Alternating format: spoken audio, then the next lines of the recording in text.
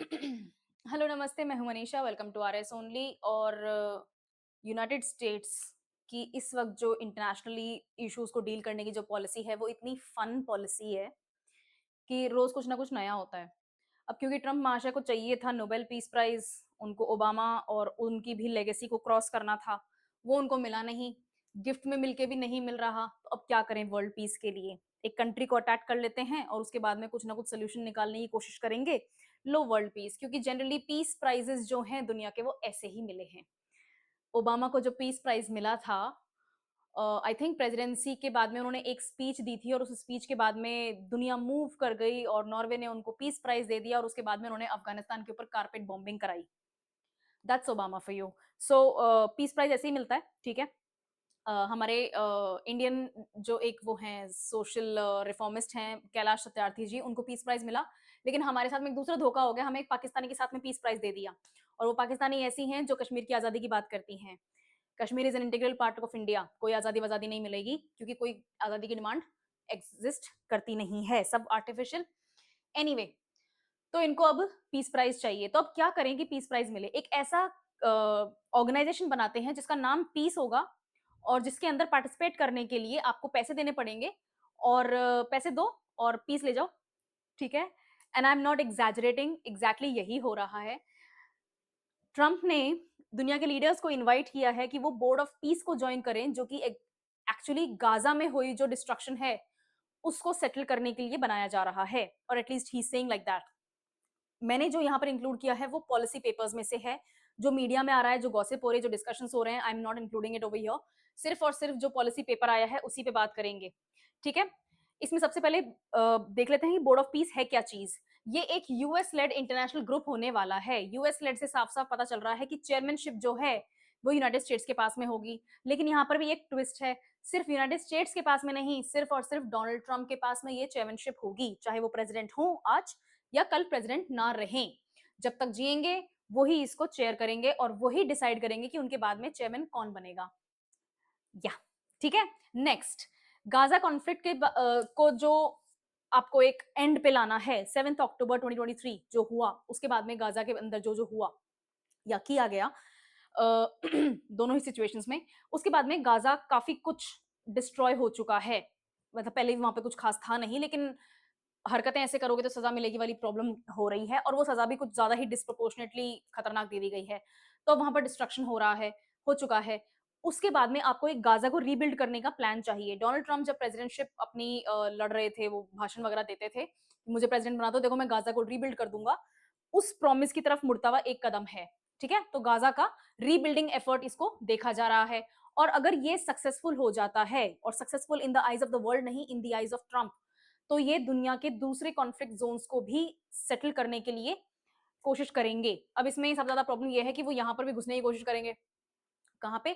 India की जो disputed border sites हैं, जो हमारे लिए डिस्प्यूटेड हैं, बायलेटरल मैटर है, हमारा इंटरनल प्रॉब्लम है, लेकिन वो आएंगे बोलेंगे मैं सेटल कर दूंगा, तेरा यार खड़ा है, तेरा भाई खड़ा है, ठीक है। तो उनको वो वाली पॉलिटिक्स खेलनी है।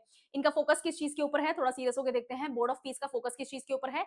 स्टेबिलिटी, गवर्नेंस को प्रमोट करना, और जो भी कॉन्फ्लिक्ट जोन्स हैं दुनिया की, उनके अंदर पीस सेटल करना। नेक्स्ट, इसका बैकग्राउंड क्या है?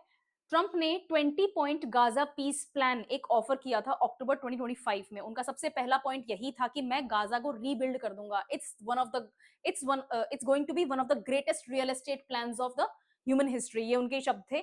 तो इंसानी इतिहास जो है, मानवता का जितना भी इतिहास है, उसमें सबसे बड़ा रीबिल्डिंग प्लान, एक रियल एस्टेट प्लान की तरह वो गाजा को देख रहे हैं। उस चीज की तरफ एक पहला कदम माना जा रहा है। यूनाइटेड नेशन सिक्योरिटी काउंसिल 2803 में जो लिखा हुआ है, नवंबर 17 2025 में जो सिग्नेचर्स हुए हैं, कि आप गाजा को कैसे सेटल करोगे, कैसे हेल्प करोगे, किस तरह से वहां पर फंड जाएंगे, किस तरह से आप उस सिटी को वापस डेवलप करोगे, इसके ऊपर जो सहमति बनी थी, इसकी तरफ इनका फोकस है। अब ये बोल रहे हैं कि भाई जो यूनाइटेड नेशन सिक्योरिटी काउंसिल में जो रेजोल्यूशन साइन हुआ है 17 नवंबर 2025 को, उसको रियलिटी बनाने के लिए मैं ये बोर्ड ऑफ पीस लेकर आ रहा हूं। गाजा सीज फायर 15 जनवरी से स्टार्ट हो चुका है, फेज 2। और ट्रंप ने 15 जनवरी को ही इस बोर्ड की अनाउंसमेंट भी कर दी, और 17 जनवरी को अराउंड 60 कंट्रीज को इन्विटेशंस भी भेज दिए गए, जिसमें से एक इंडिया भी है। ये सिर्फ मीडिया का तर्क, क्या कहते हैं, स्पेकुलेशन नहीं है। लिस्ट में इंडिया का नाम मेंशन है। प्रॉब्लम हमारे साथ में ये है कि इंडिया के साथ साथ पाकिस्तान का नाम भी मेंशनड है, तो जहां पाकिस्तान वहां इंडिया नहीं। It's not possible. क्या कहा था प्राइम मिनिस्टर ने, खून और पानी एक साथ नहीं बहेगा, तो नहीं बहेगा। ठीक है। First meeting Davos World Economic Forum जो होने वाली है उसमें प्लान की जा रही है कि भाई हम पहली बार वहीं मिल लेंगे। इसका स्ट्रक्चर और गवर्नेंस क्या है, इसको चेयरमैन कौन, इसके चेयरमैन कौन होंगे, डोनाल्ड ट्रंप खुद होंगे। तो यूनाइटेड स्टेट्स चेयरमैनशिप जो है वो सेकेंडरी इंपॉर्टेंस रखती है, डोनाल्ड ट्रंप खुद चेयरमैन होंगे, ये ज्यादा बड़ी बात है। एग्जीक्यूटिव बोर्ड में 10-12 लीडर्स होंगे जो कि 2 ईयर टर्म्स के लिए चुने जाएंगे। जैसे अपने इंडिया में राज्यसभा होती है तो 2 साल की टर्म्स होती हैं और उसके बाद में रोटेशन होता है। इट्स अ नेवर एंडिंग क्या कहते हैं, हाउस, राइट। उसी तरह से 2 साल की टर्म्स 10-12 लीडर्स को दी जाएगी और वो रोटेशनल बेसिस पे होगी। इसके अलावा एक डिसीजन मेकिंग बॉडी, रुको रुको रुको रुको, हाँ ठीक है यही है, चीफ एग्जीक्यूटिव ऑफिस होगा जो कि daily day to day operations जो होते हैं उनको हैंडल करेगा। फुल बोर्ड होगा जिसमें मेंबर स्टेट्स डिसीजंस के ऊपर वोट करेंगे। जैसे यूनाइटेड नेशन सिक्योरिटी काउंसिल होता है तो उसके अंदर क्या है, वीटो पावर है, लेकिन अदरवाइज वोट लेके ही काम होता है। किसी एक ने भी वीटो कर दिया तो वो काम पूरा नहीं होगा। यहाँ पर भी यही है, लेकिन वो जो एक होगा ना वो चेयरमैन होगा। ठीक है, ये इनका कुछ नहीं ऐसा है कि वर्ल्ड लीडर्स को बुला के किटी पार्टी करेंगे। ओके, यही होने वाला है। डिसीजंस को मेजॉरिटी वोट चाहिए, लेकिन चेयरमैन का अप्रूवल भी चाहिए। तो अगर मेजॉरिटी वोट मिल भी जाता है, लेकिन अगर डोनाल्ड ट्रंप खुद एज अ चेयरमैन इसको अप्रूव नहीं करते हैं किसी भी डिसीजन को, तो वो डिसीजन नहीं मान्य होगा। मीटिंग ईयरली होगा वोट्स के लिए और क्वार्टरली हो सकता है नॉन वोटिंग सेशंस के लिए, यानी कि साल में 4 बार भी मिल सकते हैं, हर तीसरे महीने में। गाजा एग्जीक्यूटिव बोर्ड बनाया जा रहा है जो कि डेली गाजा ऑपरेशंस के लिए एक सेपरेटली क्रिएट किया जा रहा है कि गाजा में जो हो रहा है उसके ऊपर डिस्कशंस किए जा सकें। एग्जीक्यूटिव बोर्ड मेंबर्स में कौन कौन होंगे, ये सारे के सारे आपको दिख रहे हैं नेम्स। ठीक है, नेक्स्ट सीनियर एडवाइजर्स कौन होने वाले हैं, दिस इज नॉट इंपॉर्टेंट, ये आपके लिए इंटरेस्टिंग चीज है। इनवाइटेड कंट्रीज में ये एग्जांपल्स ही नहीं है। अब पॉलिसी डॉक्यूमेंट जो आया है, board of sorry peace, board of peace का जो डॉक्यूमेंट आया है, it's such an weird name. उसमें इन कंट्रीज का नाम मेंशन्ड है, India, Pakistan, Egypt, Turkey, Argentina, Canada, Hungary, Jordan, Greece, Cyprus, Albania, Paraguay, Vietnam and Australia. बिना गूगल किए मुझे कमेंट्स में बताओ हर कंट्री कौन कौन से कॉन्टिनेंट में पड़ता है। जैसे इंडिया पाकिस्तान कहाँ है, एशिया में है, राइट। वैसे साइप्रस कहाँ है, वैसे ही टर्की कहाँ है, वैसे ही आपका इजिप्ट कौन से कॉन्टिनेंट में पड़ता है। हर कंट्री कौन कौन से कॉन्टिनेंट में पड़ता है कमेंट्स में लिखना। मतलब ज्योग्राफी पढ़ रहे हो, अगर नहीं लिख पा रहे हो, गूगल करना पड़ रहा है, तो ज्योग्राफी में थोड़ा सा मैप्स वगैरह को ब्रश अप कर लो। किन कंट्रीज ने बोर्ड ऑफ पीस की मेंबरशिप को एक्सेप्ट कर लिया है, इस आइडिया को एक्सेप्ट कर लिया है? Albania, Argentina, Canada, Hungary, Paraguay and Vietnam.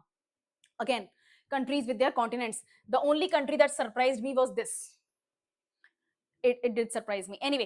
other potential members, अब ये 60 कंट्रीज का बताया जा रहा है और बोला जा रहा है कि भाई बहुत सारे हैं जो ज्वाइन कर लेंगे, और हाँ ठीक है कर भी लेंगे क्योंकि इसमें पैसा दो और मेंबरशिप लो वाला गेम है। परमानेंट सीट, आपको मेंबरशिप भी पैसे से मिलेगी लेकिन परमानेंट सीट मिल सकती है। जैसे यूनाइटेड नेशन सिक्योरिटी काउंसिल का एक परमानेंट बॉडी है, राइट। यूएनएससी क्या है, परमानेंट बॉडी है। उसमें कितने मेंबर्स हैं, 5 मेंबर्स हैं, और इन 5 मेंबर्स में वीटो पावर होती है। ठीक है, लेकिन इन 5 मेंबर्स में से आपको छठा मेंबर अगर बनना है तो पैसा देके आप यूनाइटेड नेशंस को फिर मेंबर नहीं बन सकते। यहाँ पर ये चीज है, आप पैसा दो और परमानेंट मेंबर बन जाओ। पैसे कितने, $1 बिलियन। अगर आप इंडियन रूपी में कन्वर्ट करना चाहते हैं तो अराउंड 9,000 करोड़ रुपीज हो जाएंगे।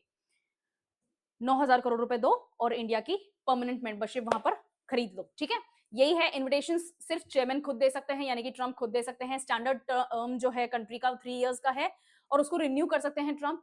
परमानेंट सीट के लिए आपको $1 बिलियन कैश देना पड़ेगा, पहले ही साल में आपको परमानेंट सीट मिल जाएगी। फंड्स का डायरेक्टली गाजा कंस्ट्रक्शन के लिए काम में लिया जाएगा और इसमें कोई ब्यूरोक्रेसी इन्वॉल्व नहीं होगी, which technically is not possible. I am not saying कि ये प्लान फेल हो जाए, वैसे पता नहीं होएगा या नहीं होएगा, but without bureaucracy you can not make things happen. क्यों? क्योंकि ब्यूरोक्रेसी ही होती है जो कि पॉलिसी फ्रेमवर्क तैयार करती है। आपके एडमिनिस्ट्रेशन के जितने भी लूप होल्स होते हैं उनको प्लग करने का काम करती है या फिर लूप होल्स क्रिएट करने का काम करती है। ब्यूरोक्रेसी आपका लास्ट टच होता है विद सिटीजंस। तो नो ब्यूरोक्रेसी से आई वुड से यहाँ पर वर्ड होना चाहिए लेस ब्यूरोक्रेसी या फिर least amount of bureaucracy involve. Anyway, white house का स्टेटमेंट है कि भाई ये जो $1 बिलियन की बात है, ये ऐसा नहीं है कि आपको खरीदने के मिलेगी, लेकिन इनका जो चार्टर रिलीज हुआ है, इन्हीं ने खुद ही ने रिलीज किया है, यूनाइटेड नेशन यूनाइटेड स्टेट्स की गवर्नमेंट ने खुद ने रिलीज किया है। उसमें लिखा हुआ है कि $1 बिलियन कैश दो और 1 साल के लिए परमानेंट मेंबर बन जाओ। पता नहीं क्या ही कोई इसमें कोई ऑटोमेटिक मेंबरशिप नहीं है, ये एक एक्सक्लूसिव क्लब है। ठीक है, नेक्स्ट इसका रोल क्या होने वाला है गाजा में? वहां पर स्टेबिलिटी लाने का काम है, लॉफुल गवर्नेंस एस्टेब्लिश कर सकें, और जितना भी कॉन्फ्लिक्ट एरिया है इसराइल और पैलेस्टाइन के बीच में, उसमें थोड़ा सा पीस एस्टेब्लिश करने की कोशिश की जाएगी। अब पैलेस्टाइन कोई सिंगल बॉडी कंट्री नहीं है, that is the problem with it. Israel एक पर्टिकुलर स्ट्रक्चर है, एक गवर्नमेंट है, एक सॉवरेन कंट्री है। पैलेस्टाइन के साथ ऐसा नहीं है। पैलेस्टाइन की 2 टेरिटरीज़ हैं। पहली टेरिटरी है, ठीक है? ये पहली टेरिटरी है वेस्ट बैंक। इसको वेस्ट बैंक क्यों बोलते हैं? बैंक मतलब नदी का किनारा और वेस्ट मतलब नदी का वेस्टर्न किनारा। ये नदी कौन-सी है? ये है जॉर्डन नदी, ठीक है? जॉर्डन रिवर का जो वेस्टर्न पोर्शन है बैंक, उसमें ये एक छोटा-सा शहर टाइप का बसा हुआ है which is more of a buffer state, क्योंकि वहाँ पर इज़राइली जो सिटिज़न्स हैं, वो आ जा सकते हैं और वहाँ से वेस्ट बैंक से जो पैलेस्टीनियन सिटिज़न्स हैं, वो इज़राइल में आ जा सकते हैं। तो this is like a porous place, okay? और दूसरा है गाज़ा। गाज़ा में भी यही चीज़ थी। अब थोड़ा-सा स्ट्रिक्ट कर दिया है because of what they did on 7th of October 2023। तो इसमें क्या प्रॉब्लम हो गई है, गाज़ा के साथ में क्या प्रॉब्लम हो गई है? पहले ये भी पोरस था, जो पैलेस्टीनियंस थे वो अ, अपना काम-वाम करने के लिए, कोई भी बिज़नेस कर रहा है, कोई मज़दूरी कर रहा है, जो भी कर रहे हैं वो लोग, तो वो गाज़ा से निकल के इज़राइल में जा सकते थे। कुछ बेसिक बॉडी चेकअप वगैरह के बाद में जा सकते थे और जहाँ पर हमास जैसे ऑर्गनाइज़ेशंस हैं, उनको बॉडी चेकअप की ज़रूरत भी थी। अब थोड़ा-सा स्ट्रिक्ट हो गया है because of what they did on 7th of October, तो उसके बाद में इज़राइल ने इसको सील कर दिया है, पूरा एरिया बंद हो गया है और ये 23 बाय 7 किलोमीटर्स की जो जगह है, यस इट्स दैट स्मॉल, एक शहर जितना सा ही है, इसीलिए इसको बोलते भी गाज़ा सिटी ही है, ओके? तो इसको बंद कर दिया है, ये दोनों मिलके पैलेस्टाइन कहलाते हैं, ओके? नाउ गाज़ा स्पेसिफिक ये बोर्ड रहने वाला है जिसमें हम कंस्ट्रक्शन को ओवरसी करेंगे, ह्यूमैनिटेरियन एड जो है, अभी तक यूनाइटेड नेशंस और जो प्राइवेट ह्यूमैनिटेरियन बॉडीज़ होती हैं, जो एनजीओज़ वगैरह हैं, उनसे जाता था, लेकिन अब बोर्ड ऑफ पीस के थ्रू जाएगा जितना भी एड है। गवर्नेंस को वहाँ पर रिफॉर्म किया जाएगा, हमास के हाथों में कुछ नहीं छोड़ा जाएगा बिकॉज़ बहुत से कंट्रीज़ हमास को as a terrorist organization declare कर चुके हैं। इंडिया भी we were this close to declaring them because जो पहलगाम में हुआ, Pakistani terrorist they learned it from Hamas only, क्योंकि वो उन्हीं की बुक से चुराए हुए एक तरह से वो चोर ही हैं सारे। तो वो जो पहलगाम में हुआ है उसमें भी हमास के फुटप्रिंट्स माने जा रहे हैं और उससे पहले हमास के जो टेररिस्ट हैं, वो पाक ऑक्यूपाइड कश्मीर वाला जो इलाका है, स्पेशली जो गिलगित-बाल्टिस्तान वाला इलाका है, वहाँ पर स्पॉट किए गए थे। तो इंडिया वाज़ दिस क्लोज़, पर ठीक है पॉलिटिक्स हो गई और हम नहीं डिक्लेयर कर पाए। तो गवर्नेंस में Hamas will not be allowed and as far as I understand Hezbollah को भी वहाँ पर लिमिट कर दिया जाएगा। सिक्योरिटी और इन्वेस्टमेंट, अब ये सिक्योरिटी किसके लिए? वर्ल्ड सिक्योरिटी तो है ही है, लेकिन इज़रायली सिक्योरिटी का बहुत ज़्यादा ध्यान रखा जा रहा है। हज़ारों लोग आप एक बार में आके, एक दिन में आके मार जाओगे, एक ऐसे कंट्री की जिसकी पॉपुलेशन ही लाखों में ही है, तो फिर प्रॉब्लमैटिक है। तो उसकी सिक्योरिटी को प्राइमरी लिया जा रहा है, यहाँ पे इज़राइल की सिक्योरिटी प्राइमरी है और जो पैलेस्टाइन की पॉपुलेशन है, वेस्ट बैंक और गाज़ा की जो पॉपुलेशन है, जो इन सब पॉलिटिक्स में इन्वॉल्व नहीं है, उनकी सिक्योरिटी भी प्राइमरी है। क्योंकि जो इनकी बात नहीं मानते हैं, हमास वगैरह की बात नहीं मानते हैं, वो उनको भी वहाँ पर शूट करते हैं। ठीक है ना? उनकी लाइफ भी बहुत अच्छी है नहीं हमास वगैरह के कारण, तो उनकी सिक्योरिटी भी और इन्वेस्टमेंट, अगर आपको दुनिया का ब्रिलियंट रियल एस्टेट प्लान सामने लेकर आना है, तो इन्वेस्टमेंट बहुत इंपॉर्टेंट है और वो भी वर्ल्ड क्लास इन्वेस्टमेंट होना चाहिए। तो बोर्ड ऑफ पीस से वो भी एक एम है जो ये अचीव करना चाहते हैं। अब फेज़ 2 सीज़फायर जो 15 जनवरी को डिक्लेयर हुआ है, उसमें सबसे बड़ी कंडीशन यही है कि डीमिलिटराइज़ेशन होगा। हमास की जितने भी मिलिट्री पोस्ट हैं गाज़ा में, उनको डीमिलिटराइज़ करा जाए और इज़राइल की जितनी भी आईडीएफ हैं, जो इज़राइली डिफेंस फोर्सेस के जितने भी मिलिटराइज़्ड पॉइंट्स हैं, उनको भी कंट्रोल किया जाएगा और गाज़ा के अंदर जो इज़राइली मिलिट्री की प्रेज़ेंस है, उसको भी ज़ीरो किया जाएगा और इज़राइल हमास कॉन्फ्लिक्ट के बाद में जितना भी आपके जो रिलेशंस खराब हुए हैं, उनकी तरफ रीबिल्डिंग करने का एक स्टेप लिया जाएगा। इसका ब्रॉडर एम्बिशन यही है कि हम गाज़ा को सॉल्व करके दुनिया की बाकी जितनी भी कॉन्फ्लिक्ट्स हैं, उनको सॉल्व करो। आई डेयर देम टुडे कि ये इसको सॉल्व करके दिखाएं। कभी किसी क्लास में बात करेंगे दारफूर कॉन्फ्लिक्ट क्या है। चलो, कंपैरिजन टू यूनाइटेड नेशंस, अब ज्यादातर आपने मीडिया हाउसेस में यही देखा होगा, न्यूज में यही सर्कुलेशन हो रहा है कि भाई यूनाइटेड नेशंस का एक तरह से ऑल्टरनेटिव है ये। वेल, यूनाइटेड नेशंस, मैं अगर अपना पर्सनल थॉट रखूं तो it's a failed body. United Nations बनने के बाद में दुनिया ने एक साल भी शांति से नहीं देखा है, कहीं ना कहीं कोई ना कोई कॉन्फ्लिक्ट और वॉर हो ही रहा है। तो यूनाइटेड नेशंस को क्रिएट क्यों किया गया था वर्ल्ड वॉर 2 के बाद में, कि हम दुनिया में अब वॉर नहीं होने देंगे। तो जिस कारण से league of Nations world war 1 के बाद में बंद किया गया, वो कारण एक्चुअली यूनाइटेड नेशंस के बंद होने के लिए बहुत बार अवेलेबल हो चुका है। तो United Nations technically a fail body है, लेकिन फिर भी दुनिया के पास में एक मंच है जहां पर दुनिया के लीडर्स आ सकते हैं, एक साथ अपनी बातें कर सकते हैं। बहुत सारे काम फिर भी होते हैं, ठीक है ना? सिर्फ जंग ही एक ऑप्शन नहीं होता है, बहुत सारे छोटे-मोटे कॉन्फ्लिक्ट्स होते हैं, झंझट होते हैं, जिनको सॉल्व करने की कोशिश की जाती है और करे भी गए हैं। तो यूनाइटेड नेशंस को इन्होंने बोला कि भाई फेल्ड बॉडी है और हम बोर्ड ऑफ पीस लेकर आएँगे तो that is going to replace United Nations, okay? कोई नहीं चाहता ऐसा, पर ठीक है, कोई बात नहीं। ट्रम्प का ये व्यू है कि this is a bold new approach कि हम जो फेल्ड इंस्टीट्यूशंस हैं यूनाइटेड नेशंस जैसे, उनको फिक्स कर दें। की डिफरेंस यही है कि भाई ये यूएस डोमिनेटेड है और इसमें ब्यूरोक्रेसी बहुत कम है और ये ट्रांजैक्शनल है, पैसा दो और अपना काम करवा लो, वो वाली चीज होने वाली है इसमें। यूएस का बहुत अच्छा एंडोर्समेंट यहाँ पर अवेलेबल है, यूनाइटेड नेशन सिक्योरिटी काउंसिल का जो रेजोल्यूशन था उससे भी अप्रूवल मिला हुआ है, और बोर्ड ने यूनाइटेड नेशंस को टेक्निकली साइडलाइन ही कर दिया है एक्चुअल ऑपरेशंस में।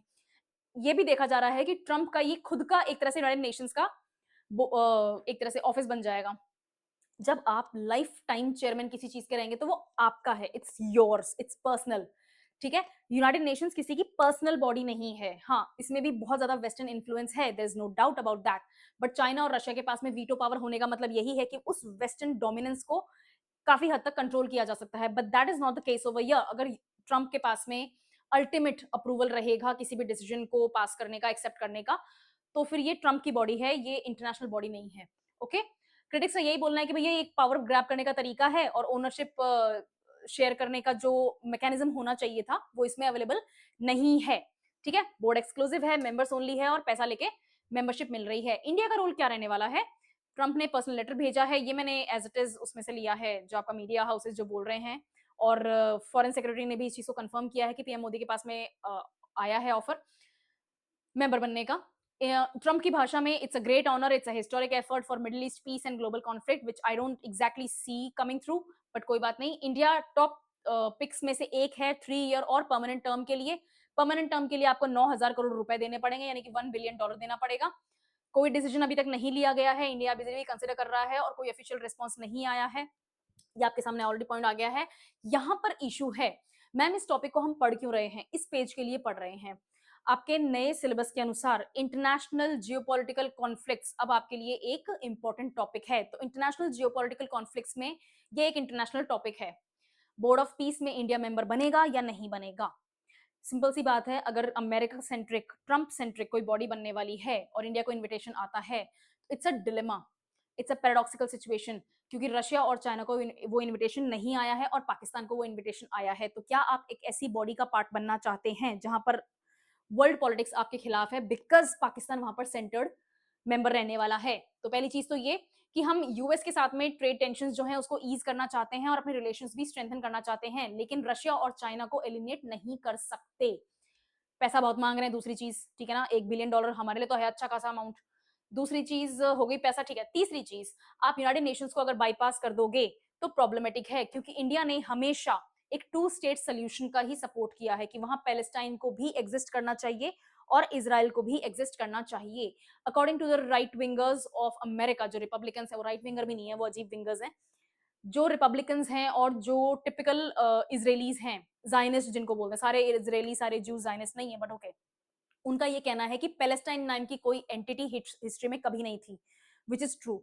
तो पैलेस्टाइन एग्जिस्ट नहीं करना चाहिए। बाइबल में और तोरा में और इवन होली कुरान में, इन तीनों जो रिलीजियस बुक्स हैं, जो एब्राहमिक टेक्स्ट हैं, उनमें हमेशा इसराइल का जिक्र आया है और इसराइल जो है वो प्रोमिस्ड लैंड है, तो इसराइल को ही एग्जिस्ट करना चाहिए। पैलेस्टाइन को मर्ज कर दो, इसराइल के अंदर हम ले लेंगे, हम थोड़ा सा सिक्योरिटी मेंटेन करके रखेंगे अपने तरीके से, बट विल हैंडल इट।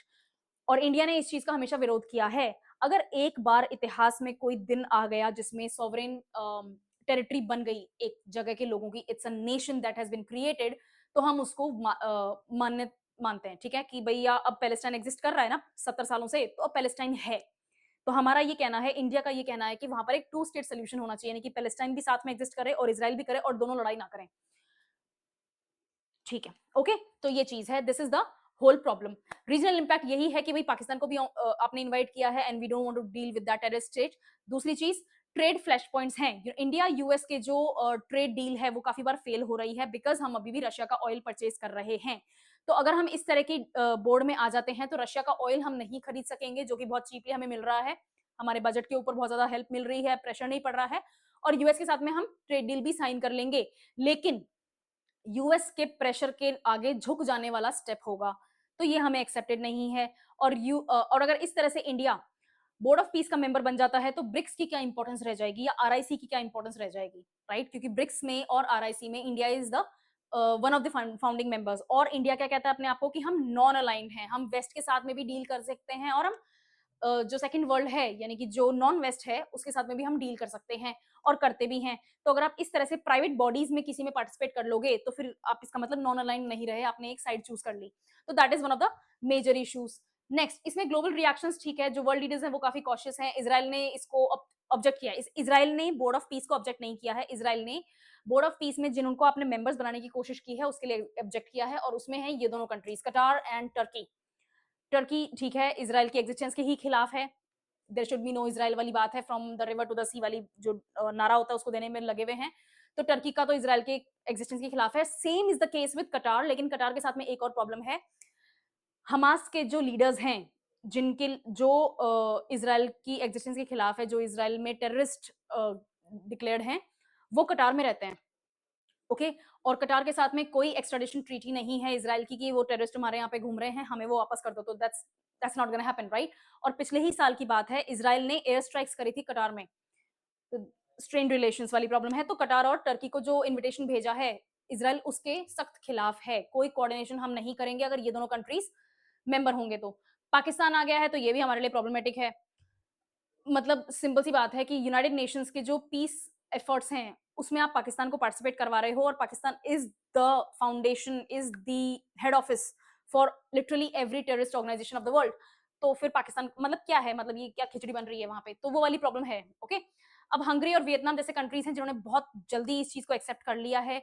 दूसरे कई कंट्रीज हैं जो भी कंसिडर कर रहे हैं, और क्रिटिक्स ने ये बोला है कि भाई this is a typical power game, और इसमें कोई कोलैबोरेशन वाली चीज यहाँ पर हमें नजर नहीं आ रही है। अब आपके लिए एग्जाम पॉइंट ऑफ व्यू से कुछ रिवीजन के पॉइंट्स हैं जो आपके लिए बहुत ज्यादा जरूरी हैं। International politics aside, international geopolitical जितने भी इश्यूज हैं आपको कवर करने हैं, इस चीज के ऊपर ध्यान देना, ठीक है। प्रीएम्बल क्या है, प्रेगमेटिक अप्रोच को माना जा रहा है, कोई डिपेंडेंसी नहीं है दूसरी बॉडीज के ऊपर। इसको इंटरनेशनल पर्सनैलिटी की तरह देखा जा रहा है। अभी तक ऑर्गेनाइजेशन नहीं हुआ है, लेकिन इसको ऑर्गेनाइजेशन का रूप दिया जा सकता है।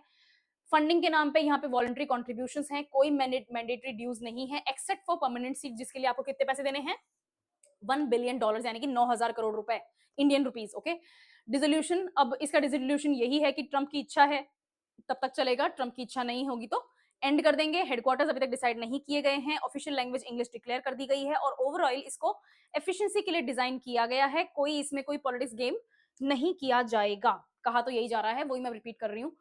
फ्यूचर पोटेंशियल इसका क्या है, गाजा के आगे भी जितने भी कॉन्फ्लिक्ट एरियाज हैं उनके ऊपर भी नजर जा सकती है। एज एन इंडियन हमें पता है कि ये नजर फिर कश्मीर पे आएगी। हम नहीं चाहते कि कश्मीर में किसी भी टाइप का तो कोई थर्ड पार्टी, कोई फॉरेन इंटरवेंशन हो। इंडिया और पाकिस्तान मिलकर सल्टा लेंगे, और इंडिया पाकिस्तान को भी सल्टा देगा, ठीक है। तो ये हमारा इंटरनल मैटर होने वाला है। तो अगर गाजा में आप इन्वॉल्व हो रहे हो, यूक्रेन में इन्वॉल्व हो रहे हो, कल को आई एम अज्यूमिंग दारफुर में भी अगर इनकी हिम्मत हुई तो इन्वॉल्व हो जाएंगे, वहां हिम्मत नहीं होगी, ठीक है, वो ज्यादा खतरनाक जगह है। एनीवे तो ये तो कल को कश्मीर में भी आएंगे, तो we are not happy with that option, ठीक है। ये चीज आपको ध्यान रखनी है। ट्रंप का विजन क्या है कि एक नया वर्ल्ड ऑर्डर बनाया जाए जिसमें यूएस लीड कर रहा हो अपने सेलेक्ट पार्टनर्स के साथ में, जो टेम्परेरी की दोस्ती हो रही है छोटे मोटे कंट्रीज से, वो वाली चीज है। इसमें चैलेंजेस यही है कि यूनाइटेड नेशंस के जो सपोर्टर्स हैं, जो हार्डकोर सपोर्टर्स हैं जैसे इंडिया है, वहां से थोड़ा सा रेजिस्टेंस आपको फेस करने को मिल सकता है, और इसकी लेजिटिमेसी के ऊपर क्वेश्चन है, क्योंकि वर्ल्ड बॉडीज एक साथ नहीं आई हैं, वर्ल्ड लीडर्स एक साथ नहीं आए हैं कोई नया बॉडी बनाने के लिए। एक खुद के एक अकेला बंदा है जिसका मतलब विम्सिकल कोई डिसीजन हो गया और उसने बॉडी बना दी, दिस इज नॉट लेजिटिमेट, ठीक है, ये प्रोसीजर सही नहीं है। अपॉर्चुनिटीज यही है कि रिकंस्ट्रक्शन और एड डिस्ट्रीब्यूशन काफी अच्छा और फास्ट किया जा सकता है, और डेवॉस में मीटिंग होगी तब और कंट्रीज हो सकता है ज्वाइन करें, जिसके ऊपर अपन फिर बात कर लेंगे।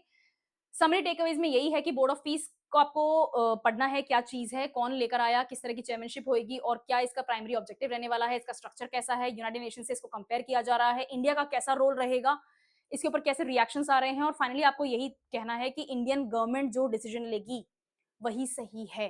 एक चीज मैं आपको बता देती हूँ, अपन कोई कोई टॉपिक के ऊपर बहुत इमोशनल हो जाते हैं। अभी कुछ दिन पहले मैंने रिजर्वेशन के ऊपर वीडियो बनाया था, इमोशनल हो गए थे, वो मेरे शब्द नहीं है, सुप्रीम कोर्ट ने जो बोला है मैं वो एक्सप्लेन कर रही हूँ। I am just an educator, I am just giving you a message, ठीक है। फर्स्ट, सेकेंड थिंग, आपको वही रूट अपनाना है जो गवर्नमेंट ने या जुडिशरी ने बोला है, जब तक आपसे आपका खुद का ओपिनियन क्वेश्चन में ना पूछा जाए।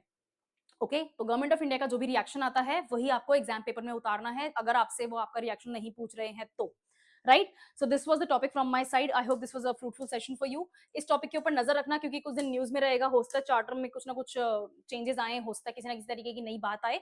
We will talk about this again. Thank you for the class.